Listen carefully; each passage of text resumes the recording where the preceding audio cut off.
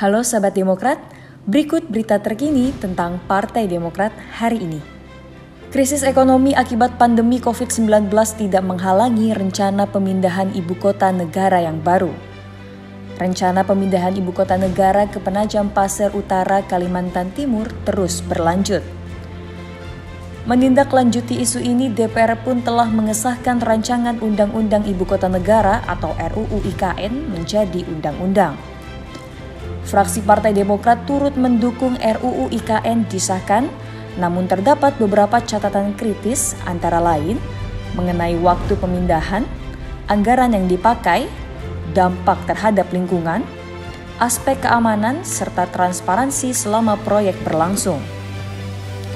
Prinsip utama catatan ini telah berdasarkan pada hasil konsultasi dengan Ketua Umum Partai Demokrat Agus Harimurti Yudhoyono atau AHY. Fraksi Partai Demokrat menegaskan, perpindahan ibu kota negara bukan hanya milik pemerintah, DPR, dan DPD RI saja, tetapi milik seluruh rakyat Indonesia. Sehingga proses ini tidak cukup hanya dengan membuat undang-undang, namun harus sebagai proses teknokratis dan politis. Tak kalah penting masalah pendanaan, fraksi Demokrat meminta pemerintah mempertimbangkan dengan sungguh-sungguh kondisi fiskal dan kemampuan APBN.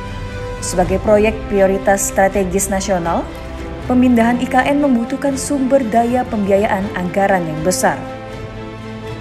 Fraksi Demokrat juga meminta pemerintah menentukan skala prioritas terkait pengelolaan keuangan negara.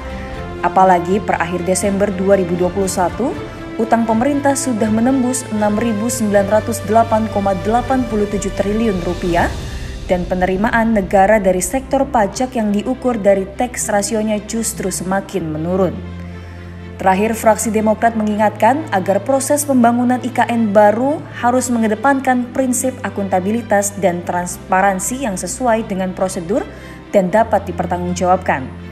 Hal ini dimaksudkan agar pembangunan IKN baru dapat berjalan dan kemudian digunakan sesuai fungsinya.